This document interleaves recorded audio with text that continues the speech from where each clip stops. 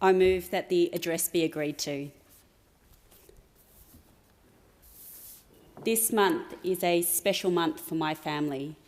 My parents celebrate 40 years of being Australian citizens. There is a beautiful serendipity about today, that I am now standing in this chamber as a Member of Parliament on the 40th anniversary of my parents' Australian citizenship. This moment here is surreal in the best way possible, that one could dare to dream this big, for this was an improbable candidacy. Being elected into our federal parliament is a big deal, but it's an even bigger deal for my parents. They fled their homeland, fearful of what might happen to them because of who they were and the values they held. Even after arriving here, they continued to carry that fear, not wanting to talk about politics, not wanting to share their views. And here they are in the public gallery watching their daughter speak in our federal parliament. So you can imagine what this means for them, how much they've come to embrace the best of this country, our freedoms to speak out, to hold a faith, to build the life we want, and our responsibilities to those around us so that we may all prosper together. I marvel at how much has changed for my family in just one generation. And that is the power of the Australian story. Because stories like mine are only possible in countries like Australia. I am the daughter of migrants, a proud Chinese Lao Australian. I grew up in Cabramatta in southwest Sydney. I'm the product of good public education. And now I'm the federal member for Reid. Yeah. I stand here on the land of the Ngunnawal and Ngambri people, and I represent an area that is the land of the Wongal people. Australia is home to the oldest continuing culture in the world, the significance of which should never be diminished. The culture of Aboriginal and Torres Strait Islanders has endured for more than 65,000 years in all its richness and diversity. They were our first scientists, philosophers, teachers, bakers. They nurtured this land. We ought to celebrate the culture of Australia's First Nations people, acknowledge their rightful place as the traditional and first custodians of this land. We ought to enshrine their voice in our Constitution, and I want to be part of a parliament that does this. Yeah. For the sake of future generations, we must do more than pay our respects to their elders past, present and future. We ought to learn from them, continue their care of country, and ensure their culture remains the oldest living culture in the world. First Nations people have gifted us a tradition of custodianship, the idea that we are all here in service of others and we must leave this country better than when we found it. When I acknowledge country, I'm reminded that I am but a small addition to a long and continuing history. I am a custodian for the present so that future generations may also care for this country. I stand here as the member for Reid, and I want to acknowledge the members who came before. My predecessor, Dr. Fiona Martin, an advocate for improving mental health support. Thank you to former members John Murphy and Mary Eason for generously sharing their wisdom with me. To the people of Reid, thank you for trusting me to be your representative. This is a community I love. It's a wonderful microcosm of multicultural Sydney, imbued with the customs of migrants from around the world. They too enriched us with cultures and traditions that make our community stronger. I stand in this institution as their representative, aware of the weight of responsibility, because it is in this institution where decisions are made that have a profound impact on people's lives. I know this not as an intellectual exercise. I know this because decisions made here have recharted the course of my family's story and the stories of so many Australians. In 1977, then Prime Minister Malcolm Fraser developed Australia's first comprehensive refugee policy. He may have been in a different political party to me, but on this, I believe he was on the right side of history. He welcomed refugees fleeing Indochina following the Vietnam War. And 1 year later, in 1978, he welcomed my parents. My family is of Chinese heritage, but my parents were born and raised in Laos. They fled their homeland and were incredibly lucky Australia gave them refuge. When my parents came here, they had limited formal education and spoke very little English. They worked hard in factories where they were able to find secure work with good conditions. They gave my brother and me the work and education opportunities they never had, and my family was able to thrive here. I went on to have the most incredible career, working in international development in the Asia Pacific and then in international education. As I reflect on my family's story, a story shared by so many Australians, I also need to reflect on the journey we as a country have travelled to get to this point, because it wasn't an easy journey. Charting through the decisions that have shaped our country, it's important to remember that for much of our history, the path on which we walked on was not towards multiculturalism, but towards white Australia policy. It was a path that said there was no place in this country for people like me. It was a path that denied our First Nations people their identity, land and kin. Those decisions were made based on fear and a failure of imagination. But we were able to fulfil the potential and promise of Australia when leaders in this place were not driven by fear, but by hope and compassion. They looked around and saw what was and imagined what could be. They imagined a country not weakened by diversity, but strengthened by it. In more recent history, when it looked like fear might again overtake imagination, Prime Minister Bob Hawke said in this place, "One of the great and rare distinctions of Australian political leadership in the last generation has been its bipartisan rejection of race as a factor in immigration policy. This has been a triumph of compassion over prejudice, of reason over fear, and of statesmanship over politics. It was an appeal to turn to the better angels of our nature, and turn we did. In just over half a century, we have moved from an embrace of a white Australia policy to a country that is now a majority migrant nation. But what is more remarkable is how this news was received, not with backlash, but with a genuine embrace of modern Australia. And there is no better display of that than in our federal parliament. As I look around the House today, it feels like finally it is starting to live up to its name. A House made up of people who truly reflect and represent the communities in which they live. I believe it was important I put my hand up to stand for Reid, a thriving, multicultural and multi-faith community, because as audacious as this dream was, to run for our federal parliament, it has never been more important for someone like me to dream it. I grew up watching Home and Away and Neighbours, but I also grew up with a slight unease, not sure of who I was, not sure if I'd gone to the right schools, and acutely aware of the postcode I grew up in, not sure of my place in this country. That's why I think it's important to have someone like me in our federal parliament, not for diversity's sake, but because representatives that embody all of the Australian story make our parliament better and our democracy stronger. I speak about my family's story because it is core to who I am. It's what shaped me and the values I want to bring to our parliament. It also connects me to my community. The men on the factory floor in Silverwater, they remind me of my dad, who worked in an automotive factory for 35 years. Religious leaders who fled their homelands because of persecution. Their stories remind me of my own family fleeing their homeland. Parents who talk to me about wanting to give their kids good quality education. It's the same desire I have for my son and the same desire my parents had for me. When I encounter racism and prejudice, I know firsthand how it corrodes our community and holds Australia back from being the best country we can be. And this is a message I want to share with all young Australians.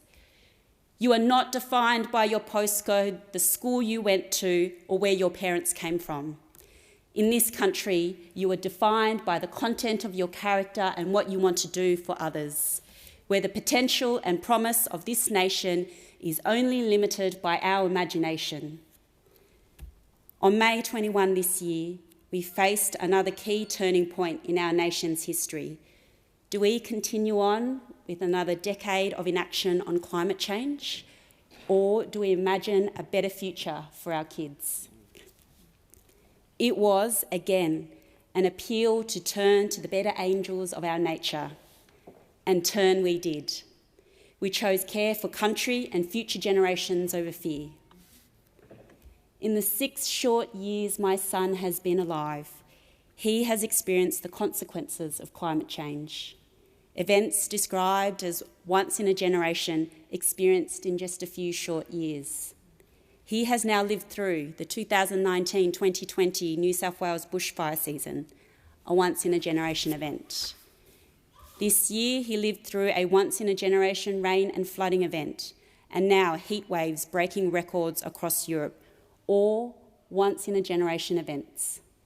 Surely, we can no longer look at the situation before us and believe this is okay. Surely, we cannot say to my son and his generation that what we are doing to address climate change is enough. Surely it is time to be audacious dreamers and imagine a better way. It is time for us all to learn from our continent's First Nations people and take on roles as custodians of country. The policies and decisions and values of governments matter. The decisions made today matter for our generation, my son's generation, and generations to come.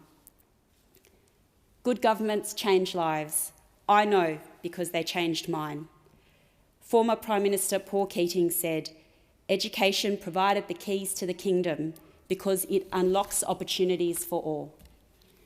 I was fortunate enough to have teachers who not only guided me through my academic life, they also taught me about life outside the classroom. Teachers like Craig Cantor, who volunteered to take 6 Year 8 kids camping.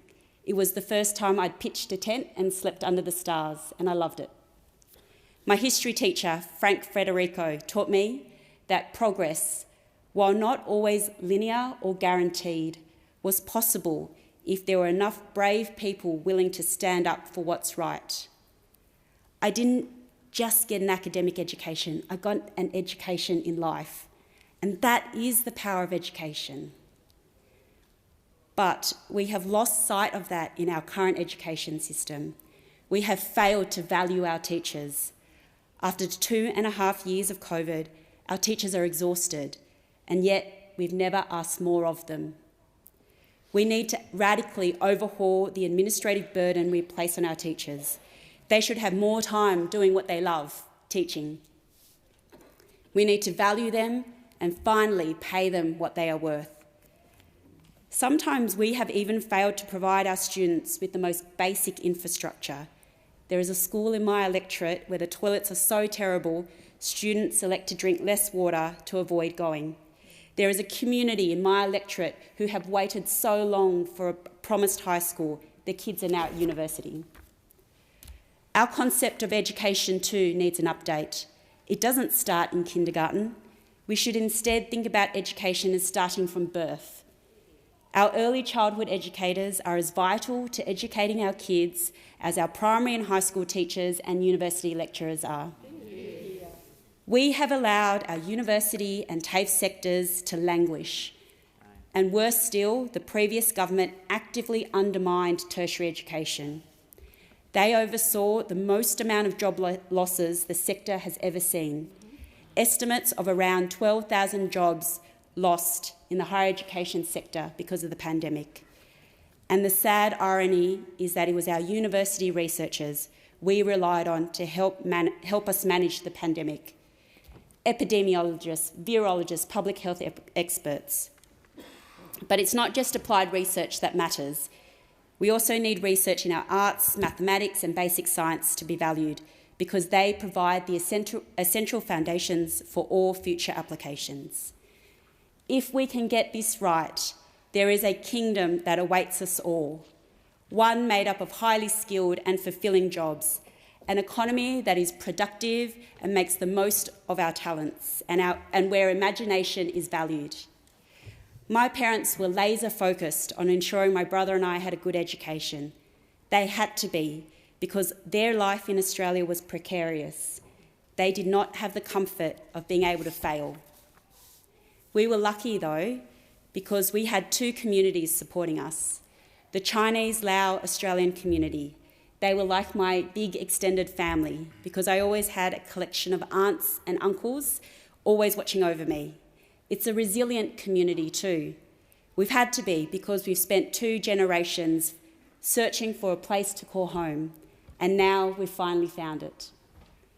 The second community who supported us was the mighty trade union movement. When my dad was injured at work, it was his union that stepped in to help negotiate a new role that would accommodate his injury. When the company my mum worked for went insolvent, it was her union that stepped in to make sure she got her entitlements. I want to thank the union movement. You stood by my parents when they came to this country, just as you stand with all working people who want a better life. Yeah. I acknowledge and thank all the union representatives present in the gallery here tonight. During the campaign, I had the great privilege of meeting dedicated people who work to make our local area a community. I met Vicky Lebinskas, who started up Let's Get Going, because she wanted to ensure adults with disabilities were able to exercise in a fun and safe way. I met Paula Nicholas from St Macarius Charity. She gives people who are homeless dignity and respect by inviting them in for a hot meal and fellowship. I met the Wentworth Point Residents Action Group, a group of determined locals who got together to make their voices heard and advocate for local infrastructure in their community. These are people in Reid who looked around at what was and imagined what could be. They imagined a community where we were supporting each other, and I'm inspired by their example and am determined to continue their good work. Throughout my campaign, I had the support of volunteers who were committed to creating a better future for this country. They stood beside me and made me believe it was possible. They were my campaign community. It's thanks to them that I am the federal member for Reid. I want to pay tribute to the Australian Labor Party, a movement I joined when I was young and idealistic. I'm older now, but no less idealistic. To Kevin Rudd, Maxine McHugh, Jason Lee and Linda Volts, thanks for the frequent special guest appearances on the campaign trail. There are many in this house I have admired for so long that I now get to call you colleagues and friends brings me sheer delight. I want to thank the members for Watson, McMahon, Greenway, Chifley, Sydney, Kingsford Smith and Cowan for your support throughout the campaign. Thank you to Senators O'Neill and Shorten for your generous help. To Senator Wong, thank you, not just for your guidance, but for the leading example you have provided to me and so many others. And to my old boss, the member for Blaxland, you bring a level of decency, respect and empathy that I hope to emulate. To the Prime Minister, thank you for bringing compassion back into fashion. The audacity of this dream was only possible because of 3 people. They believed in me long before I believed in myself. Jodie McKay, Kirsten Andrews and Dom Offner. To the campaign team, Mitch Wright, Emma Ross, Ed Solomon, Louise Tran, Jacqueline Price, Philip Kim, John McManus and LJ Margate, you were the engine room of this campaign, making it all possible. To Greg and Felicity Davis, Karen Pensabini, Kim Raleigh, Jackie Thorburn, Tom Hoare, Susan Yates, thank you for looking out for me and for your continuing support. To all the wonderful women associated with Asian Women at Work, particularly their drumming group and the Sydney Chinese Drumming Arts Troupe, thank you for helping me connect with my community. To all my Labor family in local government, our mayors and councillors to all the branch secretaries, presidents, local branch members and volunteers. You kept the light on the hill shining brightly. I will carry that passion for a better tomorrow with me every day. I'm lucky to have an incredible family. My brother Law, sister-in-law Sharon and niece Hagan. It has been such a comfort knowing you're always there for us. To my parents-in-law, Shaonan and Jian, thank you for your continuing support and love. To my parents, Pet and Sipan, for the sacrifices you have made, the love you give, and the inspiration you have provided. Thank you. To the two people who have been my biggest cheerleaders in life, my husband Rui and my son Max.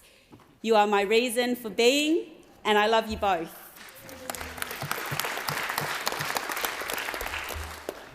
I want to dedicate my first speech to my Ama, my maternal grandmother. She was the most remarkable woman. Ama was a widower and a single mother of 8. She had to uproot her life twice, first China to Laos and then Laos to Australia. I think about her often because so much of her life happened to her. She had very few choices. She didn't get to choose a career or even where to live. And the last photo I have with her is on the dance floor at my wedding in Laos. Ama stayed on in Laos after the wedding, choosing to spend her final years there. It was one of the few choices she had an opportunity to make.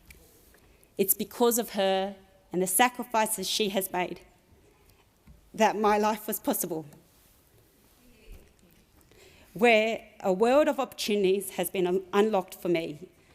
I have been able to make choices about what I want to study, what career I want to pursue, and the choice to stand for Parliament.